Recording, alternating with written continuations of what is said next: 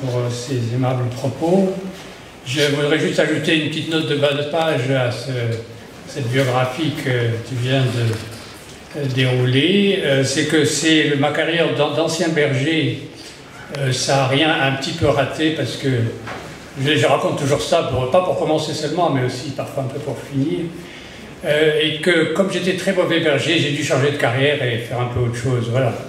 J'ai garé quelques chameaux et donc c'est pour ça que je me trouve devant vous ce soir. Voilà. J'avais donc intitulé ce propos quand Sylvain m'a aimablement invité à venir vous entretenir, les Almoravides comme mythe fondateur autour du personnage de l'imam al-Hadrami. Et vous avez noté qu'effectivement je m'étais déjà intéressé à ce personnage. Il y a de cela fort longtemps, j'avais entrepris une petite enquête à Zougui en 1983 avec un ami archéologue du nom de Bernard Saison qui avait lui-même participé avec la regrettée Denise Robert à des fouilles qui avaient été menées sur ce site de Zougui en 1980-81. Alors les Almoravides, c'est un sujet très galvaudé, enfin galvaudé en tout cas très parcouru, très fréquenté. On croit savoir des choses sur eux parce qu'ils sont un peu dans l'air que les gens croient pouvoir respirer ici. Ils sont souvent invoqués pour des tas de raisons, à la fois pour justifier des statuts, par exemple la tripartition traditionnelle de la société mort en Hassan Zouaya et tributaire, a été attribuée par Ahmed al-Habad dans son opuscule que vous connaissez à Wakr ibn Omar lui-même. Ils sont invoqués également pour justifier par exemple des emprises foncières. Lors de quelques enquêtes effectuées, je me suis rendu compte que parfois, jusqu'à aujourd'hui, les gens en appellent à leur autorité, en quelque sorte morale et religieuse, pour justifier qu'ils possèdent un territoire. Ils ont même, suprême honneur, donné leur nom à l'équipe de football nationale, si je ne me trompe pas. Et certains mouvements radicaux de l'espace saharien se revendiquent également d'eux. Je crois qu'il y a une katiba qui porte son nom d'Al-Mourabitin chez nos voisins de Al-Qaïda.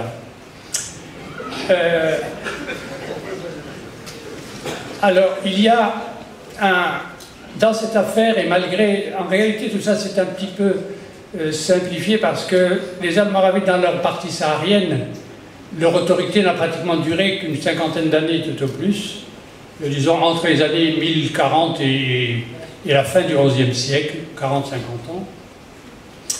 Et ils ont disparu du paysage. On a ensuite pas mal de choses qui sont de l'ordre de la reconstruction et parfois du mythe. Et en bonne méthode, et puisque j'ai intitulé mon propos les Almoravides comme mythe fondateur, je devrais vous asséner un gros pinceau sur la notion de mythe. Rassurez-vous, je ne vais pas me livrer à cet exercice parce que ça endormirait tout le monde et ce n'est pas exactement directement le propos. Je dirais simplement que je retiendrai du mythe un aspect très élémentaire qui est celui de la reconstruction, de la justification et de la légitimation à laquelle souvent le mythe permet de donner une assise. Et c'est surtout dans ce sens-là que je vais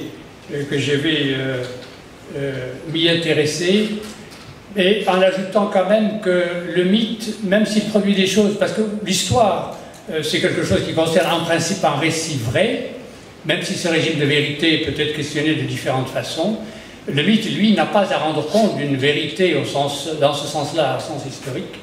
Il est même rempli de certaines formes d'illusions, mais les effets de ces illusions, comme diraient les bourdieusiens, ne sont pas illusoires eux-mêmes.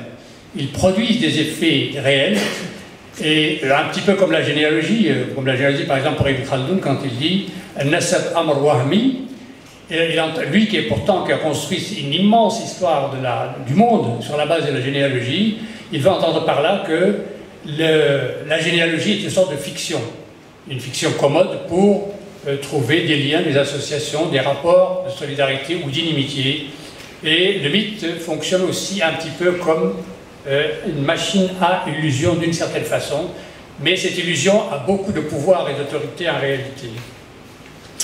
Alors, dans cette affaire almoravide, je vais m'intéresser à un personnage crépusculaire, tout à fait borgésien, comme disait Sylvain Focassier tout à l'heure, parce qu'il a au minimum une double vie. Il y a peut-être, d'ailleurs, moi je soupçonne qu'il en a peut-être un peu plus, parce qu'il y a un personnage historique sur lequel nous avons quelques indices, et un personnage de caractère mythique, disons, ou inséré dans une certaine tradition populaire qui a fait une sorte de saint. Il y a sans doute parmi beaucoup de membres de ces instances, et notamment tous mes collègues de l'université, sont souvent infiniment plus savants que moi sur la plupart des choses que je vais citer, mais je m'autorise l'usage de la langue française pour avoir l'air de vous délivrer des choses que peut-être partiellement vous ignorez, ou en tout cas qui apparaissent comme une sorte de savoir dans la langue française au moins. Mon propos va être séparé en gros en trois parties. La première partie, je vais m'intéresser brièvement au personnage historique qui s'appelle Al-Muradi al-Hadrami. La deuxième partie sera consacrée, c'est un peu fort, pardon. Ça c'est des manies des enseignants aussi de hurler quand ce n'est pas nécessaire. Donc la deuxième partie sera consacrée au personnage mythique, c'est-à-dire celui qui a été découvert à partir du XVIIe siècle à Azughi. Et la troisième partie, je voudrais m'arrêter pour faire quelques remarques sur l'œuvre, la seule œuvre importante qu'on a trouvée de ce personnage et qui entre dans l'économie générale de ce que moi j'appelle la culture sultanienne, dont elle illustre un certain nombre de ressorts essentiels de cette culture sultanienne.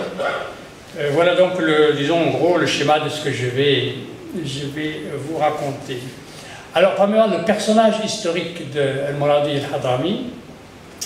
Alors, nous avons de très rares indications sur ce personnage, pour l'essentiel issu de l'autorité d'une grande figure intellectuelle du Maghreb du XIe siècle, début XIIe, qui s'appelle Al-Qadi Iyad ibn Moussa al-Yahsubi al-Sabti, c'est-à-dire originaire de Ceuta. Et ce bonhomme a écrit pas mal de choses, notamment un énorme ouvrage de biographie des savants du rite malikite qui s'appelle Tartib al-Madarik. Je vous épargne la suite du titre parce que ces titres-là sont souvent très très longs, construits sur le mode que vous connaissez de l'assonance et de l'allitération pour retenir l'attention du lecteur, du futur lecteur. Et on a aussi une autre indication venant d'une source un petit peu... Enfin, il y a une autre source sur ce personnage qui s'appelle Ibn Bashkoual, qui a écrit une suite à également un ouvrage de biographie d'un auteur andalou, lui-même est un andalou de Cordoue, du XIIe siècle, et il a repris le projet d'un autre andalou qui a écrit une anthologie d'auteurs, c'est Ibn al-Faradi, et il a fait une suite qu'il a appelée Sile, c'est-à-dire la suite simplement de ce qu'avait fait son Ibn al-Faradi, et c'est cet Ibn Bashkoual qui est vraisemblablement, plutôt Ibn Pasqual, vraisemblablement, un espagnol converti, qui est une des principales sources aussi sur ce personnage historique.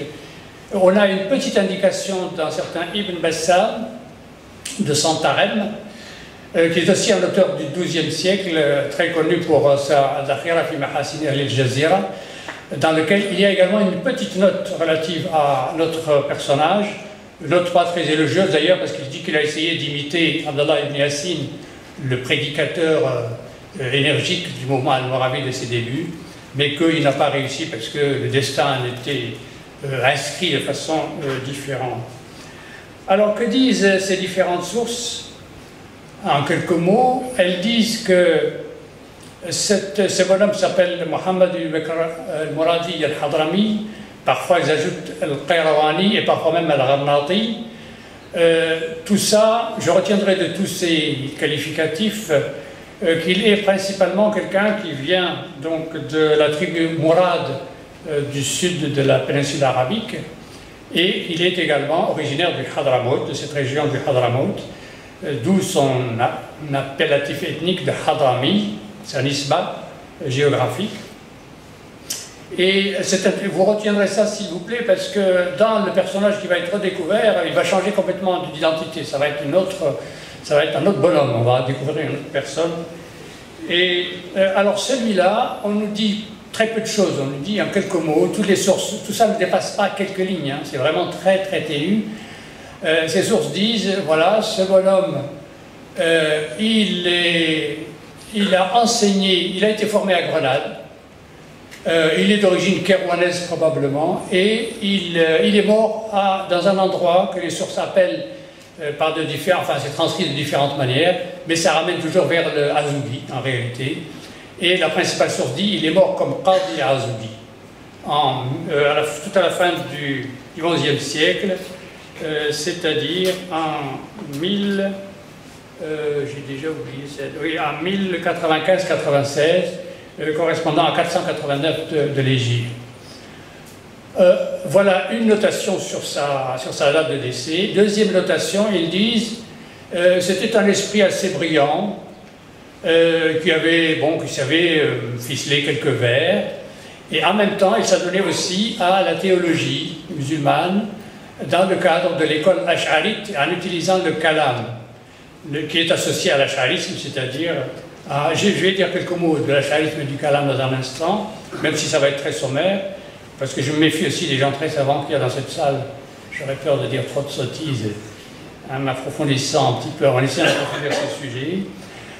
Et les sources disent, il est le seul, le dernier, il est le premier, à la fois le premier et le dernier, notamment son disciple, un certain Al-Kalbi al-Darir, qui est connu pour avoir transmis l'essentiel de ses œuvres. Il dit, il était le seul à enseigner le kalam dans le cadre de la doctrine ash'arite.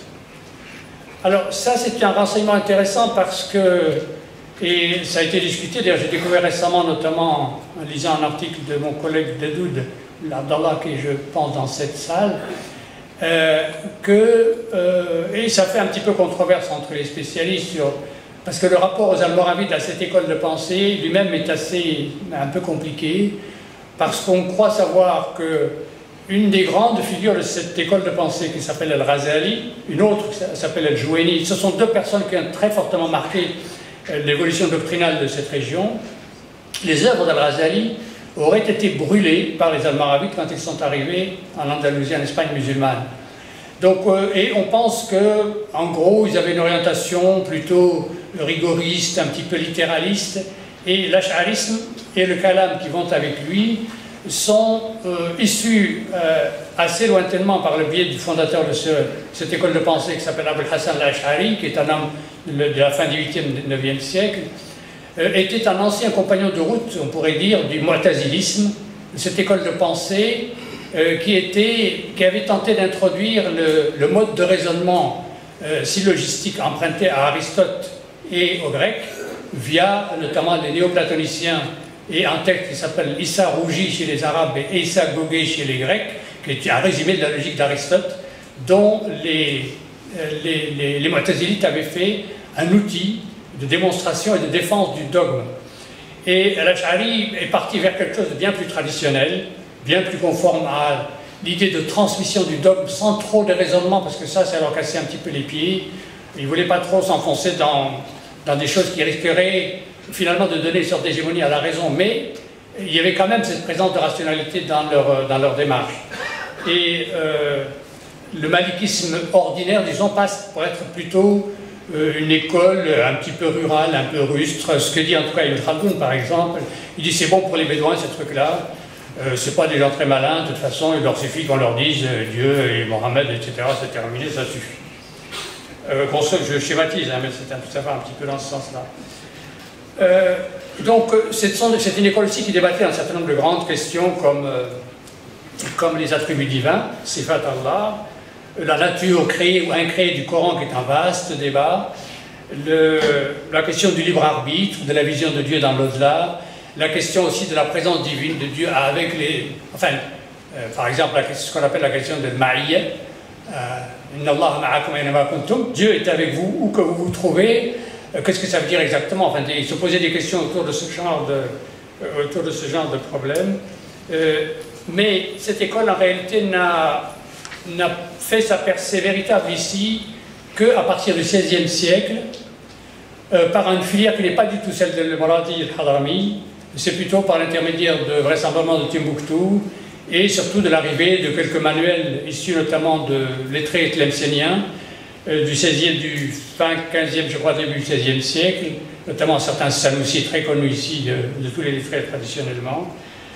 Et c'est par le biais de cette école. Et alors que, d'ailleurs, on n'a pratiquement aucune production écrite significative, à ma connaissance, pour l'espace mauritanien, entre la mort de Moradi el-Hadrami et le début, disons, le milieu même du XVIe siècle, on va dire. Donc c'est plutôt, il y a une rupture, si vous voulez, de transmission de cet acharisme, et il serait plutôt arrivé peut-être par l'Est, par éventuellement Walata. Je doute toujours lui, me fait signale notamment l'influence exercée par Sanoussi via un lettré dont je vais avoir à reparler tout à l'heure, Mohamed al-Mukhtar al-Bella'mesh, qui va être un adversaire du bonhomme qui va redécouvrir l'imam al-Hadrami, et également un disciple de ce dernier. Ça, c'est un homme du XVIIe siècle, il est mort en 1695, je crois, à 1107 de l'Hégire, et son disciple, Mohamed ibn Akrash al-Ghallawi, qui est également de la même orientation. Et ces gens-là ont commencé à être, c'était peut-être les initiateurs de cette école acharite postérieurement. Et voilà donc ce que l'on sait sur ce personnage. Et on a trouvé de lui qu'une seule œuvre d'importance, qui a été éditée par un chercheur libanais. D'ailleurs, c'est intéressant, l'itinéraire même de découverte de cette œuvre. Il semble qu'il y en ait plusieurs copies, mais en tout cas, on a trouvé ici une copie en Mauritanie, à Tichit, dans la bibliothèque de l'Ocraf, je crois. J'en suis même sûr, parce que je l'ai regardé à l'IMRS quand j'y étais, j'ai vu la copie. Ce sont des chercheurs allemands qui avaient fait une campagne de microfilmage ici en Mauritanie et qui avaient donc fait copie de ces documents. Il se pourrait qu'ils en aient donné une copie à ce chercheur libanais qui s'appelle Rodouan al-Saïd, mais peut-être en lui disant ne pas trop en parler, parce qu'il s'était engagé à ne pas ébruiter, à ne pas donner les documents qu'il rassemblait. Ils étaient engagés auprès de l'IMRS de ne pas les délivrer. Donc lui, il a fait l'édition de son livre, en tout cas à partir de diverses copies, dont vraisemblablement celle qui est venue de l'IMRS. Et le livre a été édité au Liban en 1981, je crois. Je reviendrai sur ce Kitab al-Ishara et l'Adab al-Imara. Alors là, le lien entre, je vais passer au personnage maintenant, un personnage que j'appelle mythique, et le lien entre les deux, c'est le site de Azougi. Le lien entre le personnage mythique et le personnage historique, c'est donc ce site de Azougi qui est situé, si vous pouvez me donner la première image que je vous avais indiquée. Vous voyez, vous pouvez situer comme ça Azougi pour ceux qui ne connaissent pas la région d'Attar. On a un peu grossi, mais c'est à 9 km au nord-ouest de la ville d'Attar. Donc, alors ce lieu d'Azougi sert donc, je vous disais, de lieu de rencontre en quelque sorte entre les deux personnages. Azougi est cité depuis dès le XIe siècle par un certain nombre de sources arabes, notamment Al-Bakri, mais qui parle d'une palmeraie où il y avait 20 000 palmiers et une forteresse qui aurait été construite par Yannou ibn Omar al-Hajj, qui est le frère de Yahya ibn Omar, celui qui aurait le fameux pèlerin dont on a dit qu'il aurait ramené ou contribué à ramener Abdallah ibn Yassine comme prédicateur du mouvement al-Moravide à ses débuts. Il y a aussi l'Idrissi, mais d'autres. L'Idrissi, c'est assez rigolo ce qu'il dit, parce que, ça, je n'ai pas trop poussé l'enquête là-dessus, mais il cite lui aussi Azougi. Il ne mentionne pas les palmiers, mais il dit, ça c'est un petit détail comme ça, pour votre amusement si je puis dire, il dit, les femmes à partir de 40 ans dans cette ville se donnent charitablement aux gens qui de passage, comme ça. C'est vraiment de la charité. Je n'ai pas poussé l'enquête sur ce terrain en particulier, mais bon, voilà, je vous donne cette information pour votre propre consommation, si elle peut vous servir à quelque chose.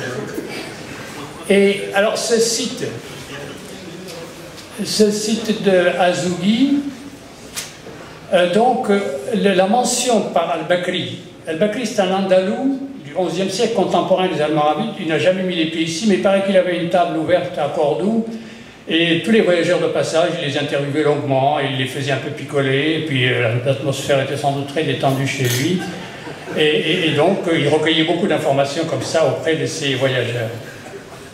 Mais il a donné quand même d'informations intéressantes parce que c'est le premier témoin le plus direct, enfin le plus proche historiquement de l'Allemagne. C'est exactement contemporain. Il écrit au moment où le mouvement commence à prendre forme ici dans cet espace.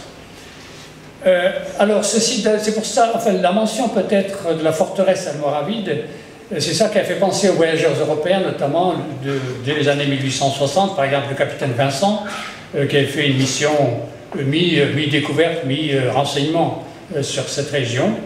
Il dit d'ailleurs qu'à l'époque, le site s'appelait Al-Kati, Al-Qadi peut-être, alors que maintenant, ce qu'on a pendant un certain temps appelé la forteresse almoravide s'appelle simplement le Ksayb, ce qui est un diminutif de Gasba, version dialectale d'Aqasaba, qui veut dire en arabe lieu fortifié, endroit défensif. Et il y a eu aussi des mentions par un certain nombre d'autres genres de passages, notamment Moda, mais aussi par la suite Moni. Tous ces gens parlaient de forteresse almoravide à Azougi. En réalité, les fouilles archéologiques dont vous avez parlé tout à l'heure, celles qui ont été menées par Denise Robert et Bernard Saison, ont montré qu'il y a 4 niveaux dans ce site, notamment le site de ce qu'on appelle l'ancienne forteresse. Il y a un niveau d'époque pré-almoravide, c'est-à-dire qui est situé entre le 8e et la fin du 9e siècle. Il y a un niveau d'époque exactement almoravide, qui correspond donc à la période où ce mouvement s'est déclenché. Il y a un niveau un peu plus incertain qui est vraisemblablement autour du 12e-13e siècle, difficile à dater exactement. Et il y a, c'est celui qui m'intéresse le plus, moi, un niveau 17e siècle, parce que là, il semble que la fortification, ce qui a resté, a été reconstruit au XVIIe siècle, dans un contexte que j'évoquerai ultérieurement. Et c'est là aussi que se trouve et qu'a été découverte la tombe que les archéologues et anthropologues appellent aujourd'hui cénotaphe.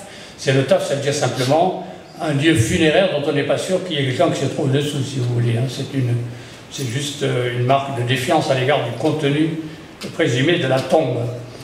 Et donc c'est dans ce lieu que se trouverait la tombe de l'imam al-Hadrami, parce qu'il a changé de nom entre Al-Muradi et Al-Hadrami, et là nous abordons maintenant le personnage mythique de l'imam, Cheikh al-Imam al-Hadrami.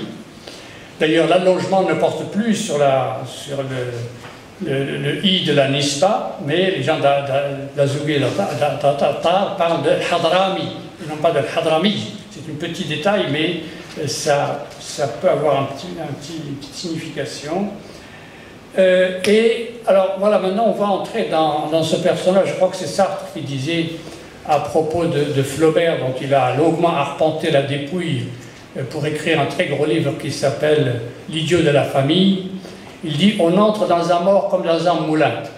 Et je pense que c'est parfaitement illustré par la manière dont le découvreur de l'imam al-Hadrami va opérer, parce que c'est un texte écrit par Abdelwadoud Ahmed Mouloud Al-Intaha, de la prestigieuse famille donc des Al-Intaha, qui sont un peu les historiens de la communauté ismaïlite particulièrement, mais de la Drare peut-être de façon plus large, de Touizigt plus spécialement, parce que je dis ça pour mon ami que je vois à la face de moi. Abdelwadoud a écrit en 1940 un petit opuscule intitulé Nuzhatul Akhya fil Ghamid min al-Hurumi wal Akhbar, dans lequel, un petit peu irrité sans doute par ce qu'a écrit l'auteur de l'Wasit, il a voulu prendre un petit peu une revanche pour les siens, mais il n'est pas allé très loin dans ce sens-là, mais il va raconter l'histoire en tout cas de la découverte de la tombe de Muradi al-Hadrami. Alors il dit, il est apparu au XVIIe siècle un personnage qui a rêvé qu'il devait découvrir la tombe d'un saint personnage mort à Azougi, mais on ne savait pas où est-ce qu'il était. Alors il est venu avec un assistant, vraisemblablement un esclave d'ailleurs. À l'époque, ça ne posait pas de problème. C'est une affaire, pas de souci. Il se serait reposé, quand il a vu, paraît-il, un arbre avec 12 pierres. Et il a dû sentir que c'est là que ça devait se passer. Alors, il a fait une petite sieste là, il a senti une brise fraîche sur son cœur. L'arbre a un petit peu bougé pour peut-être faire un genre de signe que l'affaire était en bonne voie. Et il aurait dit, voilà, c'est là que se trouve la tombe. On ne sait pas exactement ce qu'il a fait, mais au réveil, l'histoire dit, son bras a commencé à renfler. La tradition dit qu'il était ummi, ce bonhomme, c'est-à-dire qu'il ne savait pas lire ni écrire. Enfin, c'est une des traductions possibles du terme ummi, parce que pour le terme coranique, elle est controversée. Mais en tout cas, dans le contexte que j'ai moi vu ici, ça voulait dire exactement ça à peu près, il était analphabète. Donc son bras droit enflé, et il a rêvé qu'il devait écrire l'œuvre d'un personnage, de ce personnage qu'il venait de découvrir, qu'il a appelé Cheikh al-Imam al-Hadrami. Et un autre texte plus ancien que celui d'Abd al-Wadoud al-Inta, écrit en 1940, un autre écrit par un certain Banomou, qui est un cousin lointain du personnage qu'on venait de découvrir, mais qui est lui un bonhomme du 19e siècle, lui aussi a repris cette tradition avant qu'Abd al-Wadoud al-Inta ne l'apprenne.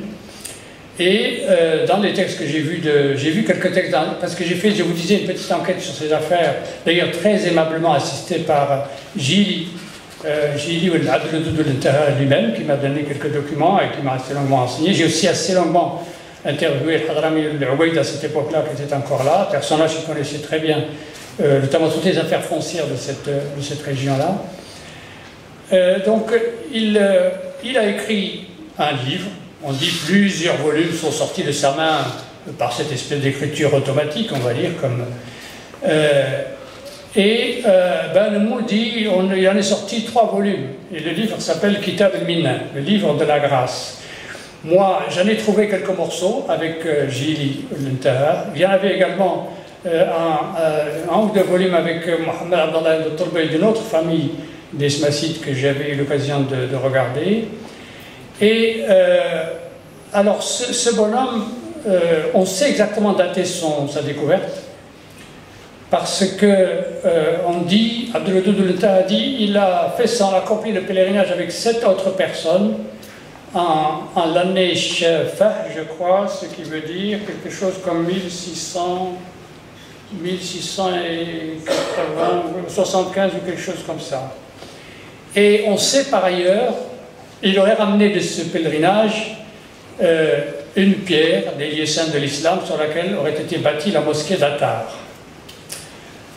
Pour lui épargner des désagréments, ça c'est une tradition, un élément de tradition connu aussi. Et suite à cette... On sait aussi, pour le dater, qu'il a été très vigoureusement pris à partie par un autre lettré, celui dont je parlais tout à l'heure, Talib Mohamed al-Mukhtar al-Bellamash, le grand introducteur peut-être de l'ash'arisme dans l'espace saharien qui nous intéresse. Il a très vigoureusement attaqué Sahib al-Qabr, comme il dit, le monsieur, l'homme à la tombe, celui qui a découvert la tombe en disant que c'est une affaire inacceptable islamiquement parlant, et que prétendre découvrir comme ça l'œuvre et les écrits de quelqu'un qui est mort 6 siècles plus tôt, c'était une aberration, une absurdité, et que ce monsieur racontait des salades et qu'il fallait l'empêcher de continuer à sévir.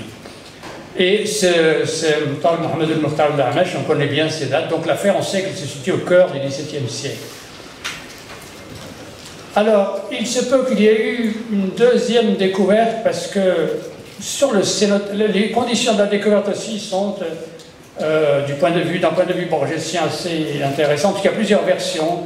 Il y en a une qui dit aussi, une autre qui dit que le découvreur a égorgé un mouton blanc à la passe d'Antarazi, qui est situé à environ 3 km, parce que le site, pour ceux qui ne connaissent pas, le site d'Azoui est un site très fortifiable, c'est un creux de vallée dans lequel passe l'Ouad Théret, et il est entouré de rochers de montagne assez hautes, et donc il est facile à fortifier, à boucler en tant qu'espace défensif.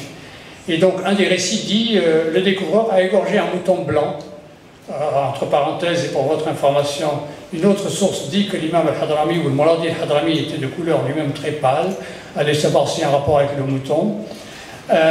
égorgé le mouton sur la passe d'Antarazi, à peu près 2 km de l'endroit où se trouve le cénotaphe actuel. Il aurait lâché le mouton égorgé et le mouton serait tombé. Il aurait couru quand même de 2 km égorgé, ce qui est une sorte de performance. Ça n'a pas été homologué, mais c'est quand même quelque chose à noter. Et donc ça, c'est un des récits qui dit, bon, ça a été trouvé là. Voilà, on a pensé que c'est là que la tombe devait se trouver.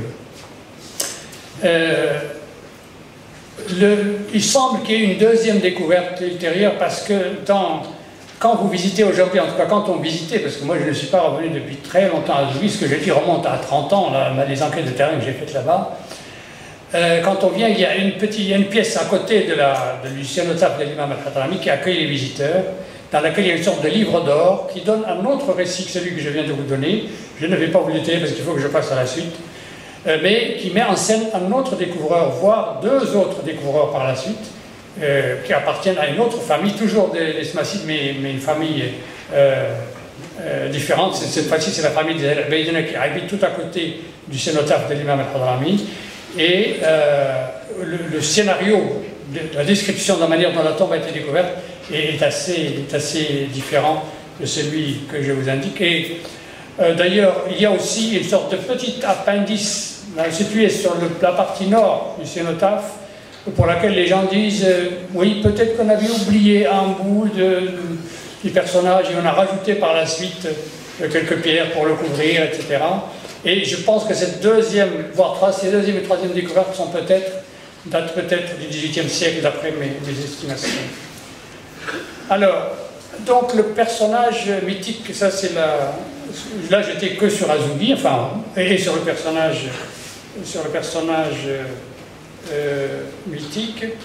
J'arrive maintenant à l'œuvre de Al-Muradi al-Hadrami, dont je vous ai parlé tout à l'heure, et à ce qu'on pourrait appeler son héritage, tel que on peut s'en faire une idée aujourd'hui.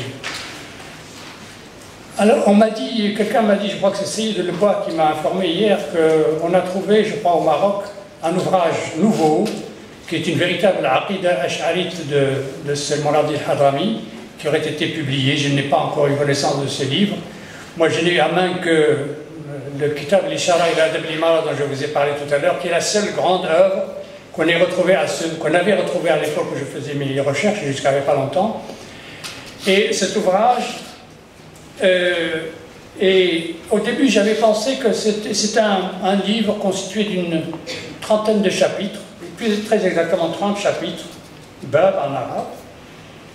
Et c'est un ouvrage qui mélange à la fois morale et politique, un ouvrage d'éthique si vous voulez et de politique.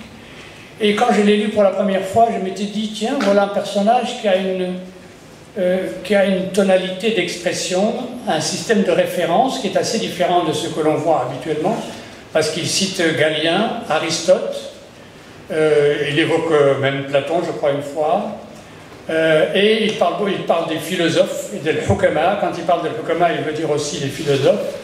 Et par contre, la présence du hadith et du Coran n'est pas très importante dans son texte. Et ça, il apparaît comme une sorte de traité du pouvoir, destiné à un prince, un cours de formation en quelque sorte, pour lui indiquer comment il doit se comporter vis-à-vis de son entourage, vis-à-vis de son armée, vis-à-vis de son harem, qui doit être dans le dos de qui planter un couteau le moment venu quand c'est absolument indispensable, un certain nombre de conseils pratiques, vous voyez, très, très avisés. Et en même temps, il lui donne une sorte de morale individuelle et un enseignement en quelque sorte politique. Et donc quand j'ai lu le livre pour la première fois, j'avais l'impression de quelque chose d'original, mais avec les années et la découverte d'un certain nombre d'autres sources qui vont un peu dans le même sens, j'ai découvert que je me suis trompé. Enfin, en tout cas, c'est le sentiment que je retiens, moi, de cette pérégrination, et qu'il s'agit en réalité d'un ouvrage qui n'a pratiquement aucune espèce d'originalité, qui appartient à un genre finalement assez connu qui s'appelle Maraya al-Umara en arabe, c'est-à-dire les miroirs des princes, qui est un genre initié, enfin ça a commencé pour l'essentiel avec un écrivain persan arabisé qui s'appelle Ibn al-Muqaffa, qui est un homme du 8e siècle, notamment qui est aussi le traducteur, pour ceux qui le savent sans doute déjà, beaucoup d'entre vous le savent, traducteur de Khalil wa Dimna, du Pehlevi en arabe. C'est une somme, si vous voulez, de fabliaux, d'apologues, qui ressemble un peu à ce qu'on trouve dans Ésope ou La Fontaine, pour ceux qui veulent avoir des références occidentales, et qui met en scène deux chacals dans des circonstances où on leur prête une sorte de sagesse politique, dans Khalil wa Dimna. Il y a également, Ibn Muqaffa, également l'auteur d'un autre texte qui s'appelle l'Adab al-Kabir. On lui a attribué un autre qui s'appelle l'Adab Sarir, mais ce n'est pas sûr. En tout cas, c'est lui, en quelque sorte, l'initiateur de ce genre. Et ce genre s'est épanoui, développé et multiplié. Et on le trouve donc depuis la Perse jusqu'à Sokoto, parce que j'ai trouvé, il y a un texte de Othman Danfodio qui s'appelle Siraj al-Ikhwan, qui a été traduit notamment en allemand par un monsieur qui a beaucoup travaillé sur les manuscrits mauritaniens, qui s'appelle Ulrich Rebstock. Et donc, Danfodio est un homme du 18e, début, premières années du 19e siècle, qui est le fondateur, comme vous le savez sans doute pour bon nombre d'entre vous, de la principauté musulmane de Sokoto. On trouve les mêmes choses à peu près dans une épître assez longue que lui a envoyée Cheikh Sidi Mohammed, ou le Cheikh Sidi Mokhtar al-Kunti, très grande figure de la Qadiriya de la région, qui est mort en 1826. Et comme on trouve ce genre de miroir des princes chez beaucoup d'autres auteurs depuis le XIe siècle, depuis El-Razali dont j'ai parlé tout à l'heure, jusqu'à des gens comme Al-Toktoshi, comme... il y en a beaucoup. Il y a beaucoup de gens qui ont écrit dans ce style. El-Mawardi, par exemple, qui est auteur aussi d'un traité traité canonique du pouvoir qui s'appelle l'Ahkam Sultaniya, a écrit aussi un Adab al-Dunya wa ad-Din, c'est-à-dire une sorte de compendium sur la manière de se conduire à la fois ici-bas et pour l'au-delà, qui est exactement aussi dans la même veine. Et pour finir, j'ai été tenté de rattacher ce livre à un genre littéraire, donc, ou un genre philosophico-politico-littéraire que j'appelle la culture sultanienne. Alors, qu'est-ce que c'est que cette culture sultanienne?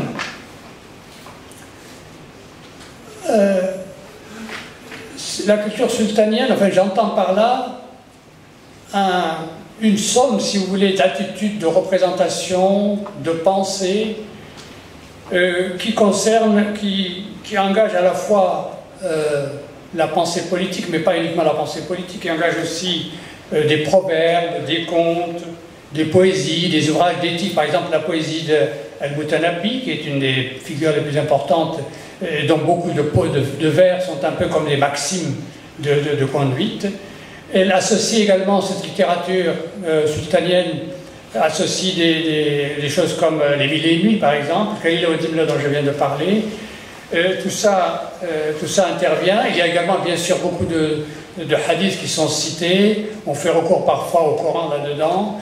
On utilise beaucoup les récits relatifs à des personnages canoniques qui servent de repères, qui sont des géants, des génies, on utilise même des récits de l'Ancien Testament recyclés, et tout ça pour des choses qui concernent également les dynasties persanes d'avant la venue de l'islam. Tout ça, ensemble, va former une sorte de culture, ce que j'appellerais donc la culture sultanienne, qui va imprégner, imbiber et servir en quelque sorte de tissu injonctif, si on veut, c'est-à-dire de quelque chose qui pousse à adopter un certain système d'attitude qui caractérise, je crois, mais on m'a reproché ça quelquefois parce que c'est une façon de voir le monde musulman qui n'est pas toujours tout à fait à sa gloire, parce qu'elle le voit plus comme un espace où sévit une certaine forme de rumination qui ne produit pas immensément de nouveautés, plutôt qu'un lieu où le politique peut parfois à certaines occasions produire des choses nouvelles, mais en tout cas jusqu'au texte d'Al-Mawardi, et même, vous allez le voir peut-être un peu plus loin, les choses me semblent n'avoir pas énormément bougé.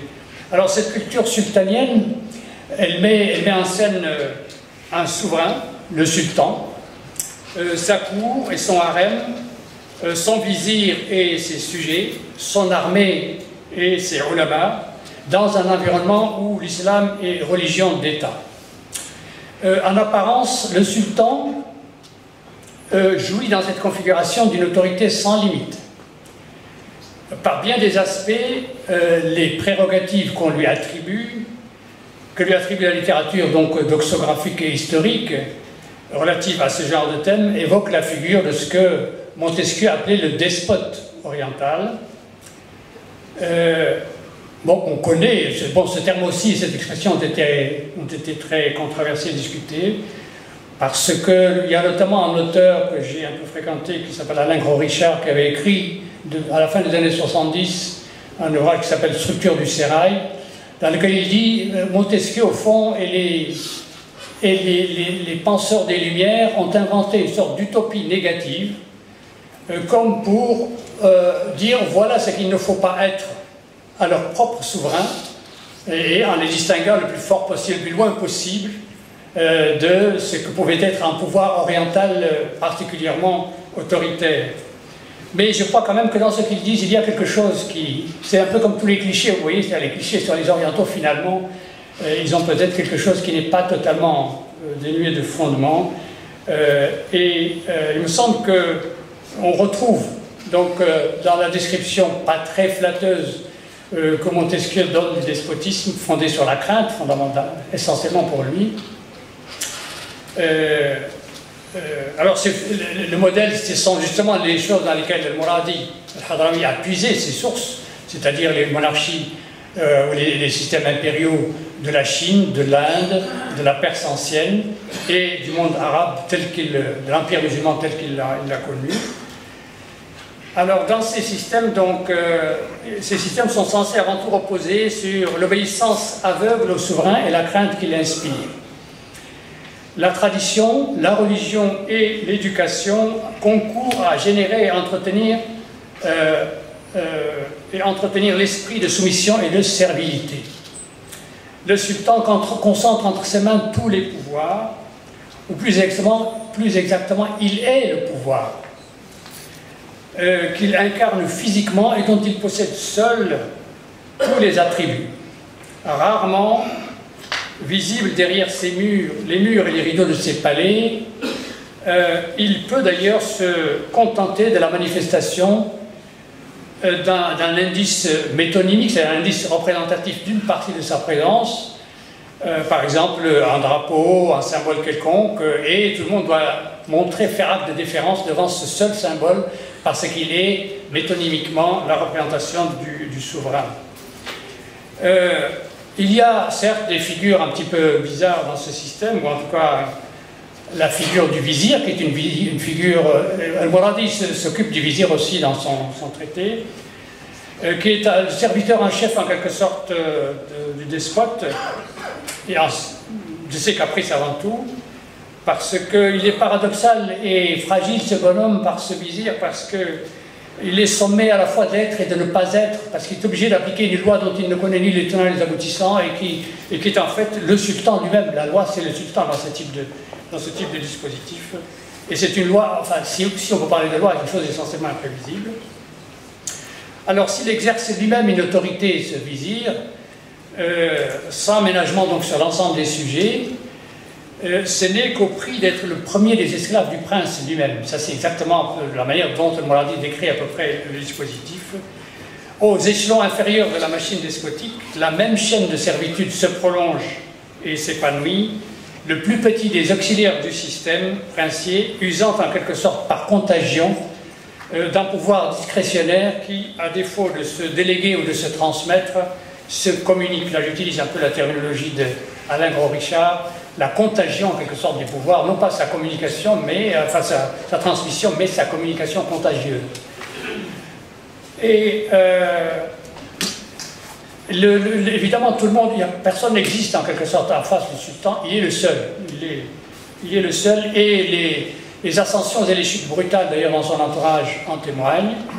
De même que le rôle de personnages souvent très secondaires, c'est-à-dire le bouffon du souverain, les cuisiniers. Pour empoisonner, il faut être dans la bonne place, parce que ça, c'est un truc qui est quand même assez important dans ce type de... Bon, les concubines, les épouses, les chambellans, parce que la question de se faire voir ou ne pas se faire voir, se montrer ou se cacher, il y a un chapitre tout entier consacré dans Kitab al-Limara à la question de l'apparition ou de la non-apparition. Et le souverain dispose en quelque sorte, je ne sais pas si vous êtes arrivé de visiter le palais de Topkapi, où il y a un endroit où on voit justement que le souverain se tient et il a un œil sur le cabinet qui est en train de travailler. Il les voit, mais il n'est pas vu lui d'eux. C'est ce que Richard appelle le pouvoir scopique du souverain, du sultan. Il a un pouvoir de vision, ça ressemble un peu à, pour ceux qui ont lu Foucault, au panopticon de Jérémie Bentham, c'est-à-dire cette idée de faire une sorte de prison totale dans laquelle, par une position surélevée, vous pouvez avoir un regard plongeant sur la totalité de vos sujets. L'ambition, c'est un petit peu celle-là. Donc, c'est cette configuration, si vous voulez, que décrit en définitive El-Maradi al-Hadrami dans son ouvrage. Elle comporte quand même, cette configuration, un élément qui est en quelque sorte, non pas un frein à l'autoritarisme, mais l'idée que c'est pas le souverain qui est en quelque sorte le véhicule de son propre despotisme, parce que même si beaucoup de choses dépendent de lui, selon la vision que cette culture sultanienne développe, parce qu'il est dit quelque part « Sultan huwa zaman », c'est-à-dire que ça c'est la vision un petit peu proto-hégélienne, si vous voulez, que les peuples ont les souverains qu'ils méritent, quoi. Quand le souverain se comporte d'une certaine manière, la population se comporte de cette manière elle aussi. Je disais qu'il est en quelque sorte dépossédé de son despotisme par une vision qui le rattache à un système cyclique qui, même chez les penseurs un petit peu, enfin, qu'on pourrait dire rationalisants, comme Ibn Khaldoun par exemple, qui n'est pas directement un penseur de ce système de pensée, mais dans sa vision de l'histoire, il y a quelque chose de cyclique. Je ne sais pas si vous vous souvenez, le rapport entre l'Umran al-Khadari et l'Umran al-Bedawi, et le fait que les Bédouins s'emparent du pouvoir à un certain moment, parce qu'ils ont une asabiyya, une solidarité très forte, mais cette solidarité elle-même exposée à la déliquescence et à la ruine dès qu'ils s'installent et s'établissent en ville. Et à nouveau, ils sont l'objet possible d'un autre cycle qu'il va les défaire. Et d'ailleurs, le mot Dawla lui-même, peut-être, a dans sa racine quelque chose qui signifie cette idée de rotation. Mais elle est encore plus nettement figurée dans le cercle du pouvoir, que je vais demander maintenant à nos régisseurs peut-être de nous sortir, et qui figurait, je crois, dans la... qui montre cette idée d'un enchaînement cyclique qui ne repose pas sur la volonté du souverain, mais qui repose sur la notion de adl, l'équité, l'idée d'équité. Et cette culture tient beaucoup à cette notion d'équité liée centrale, parce que dans ce cycle et ce cercle, vous avez peut-être que ça s'affichera à certains moments, vous avez cette succession de phrases enchaînées. Le monde est un jardin dont la clôture est constituée par l'État. Al-alam bustan siyajuha ad-dawla. L'État est une autorité qui permet d'entretenir la bonne tradition. Ad-dawla sultan tuhya bihi sunnah. La bonne tradition est une pratique politique conduite par le roi. As-sunnah siyasa yaskusuha al-malik. Le roi est un gardien assisté par l'armée. Al-malik ra'in adduhu al-jaysh. L'armée est constituée d'auxiliaires entretenus par des ressources matérielles. Al-jaysh a'wan yakfuluhum al-mal. Les ressources matérielles sont des facteurs de subsistance collectés par les sujets. Al-mal rizq tajma'uhu al-ra'iyya. Les sujets sont des esclaves asservis par la justice. De cette notion d'esclavage est importante, c'est pour ça que je parle aussi d'une culture de la servitude. À mon avis, la culture sultanienne comporte une large part de ce qu'on pourrait appeler la servitude. Ar-ra'iyya abid yata'abbaduhum al-mal. La justice est une pratique coutumière qui constitue le ressort vital de l'univers. Non, yata'abbaduhum al-adl, pardon. Les sujets sont des esclaves asservis par la justice. Ar-ra'iyya abid yata'abbaduhum al-adl. La justice est une pratique coutumière qui constitue le ressort vital de l'univers. Al-adl ma'louf wa huwa hayat al-alam. Et ça recommence, le monde de l'Alam, etc., le monde, vous voyez, c'est ce cycle, c'est une sorte de... C'est comme ça, c'est une roue, c'est la roue du destin, c'est la roue du monde. L'univers contient, si vous voulez, comme une structure rotative de cette espèce. Alors, dans ce pouvoir, cette culture sultanienne, il y a quand même une figure qui est susceptible de remettre un petit peu en cause le dispositif, c'est ce que j'appelle le clerc protestataire, le alim, qui vient sermonner le souverain. Et ça, vous avez aussi dans la littérature, une immense, à la fois dans le Mourad el-Hadrami, mais aussi dans toute la littérature des Maraya et Umara, des mémoires des princes, vous avez ce thème du clerc qui vient sermonner ou dire des choses à peu près indicibles au souverain, mais qui les accepte finalement parce que son autorité émane d'une sphère qui est au-dessus de la sienne, celle de l'autorité morale et religieuse conférée notamment par l'islam. Et vous avez par exemple au début de Khalil al-Dimna, vous avez le héros qui s'appelle, enfin le philosophe de service dans ce texte, qui s'appelle, le nom parfois varie, mais en français ça s'est rendu par Bid Pai. Il a, au Beydaba, dans le texte arabe, il entreprend lui-même, il voit que les choses marchent mal, et il entreprend d'aller faire une démarche pour sermonner le souverain, et pour lui dire qu'il faut faire les choses conformément au adl. Et vous avez cette idée dans beaucoup de textes, parmi tous ces miroirs des princes, et vous avez également ce thème également celui qui mobilise le souverain quand ça c'est très mille et une nuits si vous voulez, le souverain je crois que c'est Jocelyne Darlia qui parle dans son livre Le Divan des Rois, qui parle du souverain passe-muraille, que Harun al-Rachid, c'était très bien qu'il aille se balader dans la Bagdad du 8e, début 9e siècle, et rétablir la justice là où il s'aperçoit qu'il y a des choses injustes qui se commettent. Et ça, c'est, si vous voulez, l'action directe du souverain qui opère par lui-même. Alors, il faut que je conclue, parce que je crois que j'ai déjà un petit peu débordé, en ne laissant pas trop de temps pour intervenir. Donc, conclusion, elle est un peu bancale, mais c'est ce que j'ai trouvé. On n'a vraiment aucun indice très précis d'une transmission de l'enseignement de Sayyid Mourad el-Hadrami dans la postérité que l'on trouve, et notamment de son acharisme, et aussi de sa démarche que l'on pourrait appeler proto-machiavélienne, dans un sens quand même, parce que ça fait penser un petit peu en traitement du politique qui ressemble déjà un petit peu à ce qu'on peut trouver chez Machiavel. On peut aussi le rapprocher de l'éthique à Nicomaque et de la politique d'Aristote, mais à mon avis c'est un autre champ, c'est assez différent. J'ai un petit peu vu ces textes-là, mais je n'ai pas l'impression que la proximité soit finalement très grande. Et lui, il apparaît quand même, au bout du compte, comme une sorte de théologien pragmatique et rationalisant, alors que le personnage mythique, comme vous le voyez, est vraiment totalement à l'opposé de celui-là, celui qui a été découvert au XVIIe siècle. Mais en définitive, j'ai l'impression que dans la culture locale, issue partiellement de l'héritage almoravide, finalement ces deux traditions se mariaient pas trop mal et cohabitaient relativement bien entre elles. En tout cas, ils le faisaient avant que le fondamentalisme, à mon avis ici pour l'essentiel d'origine moyen-orientale, ne vienne peut-être progressivement menacer cette culture, et le fondamentalisme serait, d'après certains, et je pense ici à un ouvrage d'Olivier Roy qui s'appelle « La Sainte Ignorance », il dit « le fondamentalisme c'est la religion moins la culture », ou la religion sans la culture, c'est-à-dire qu'il faut séparer totalement l'héritage culturel. Et l'ambition du fondamentalisme c'est de dire, voilà, c'est une sorte de paquet, si vous voulez, qui est universel, un peu comme les McDo, ou comme les Novotel que vous trouvez aux quatre coins du monde, et dans lesquels les gens doivent être tous semblables, le même système pileux, géré de la même manière, les mêmes vêtements, les mêmes...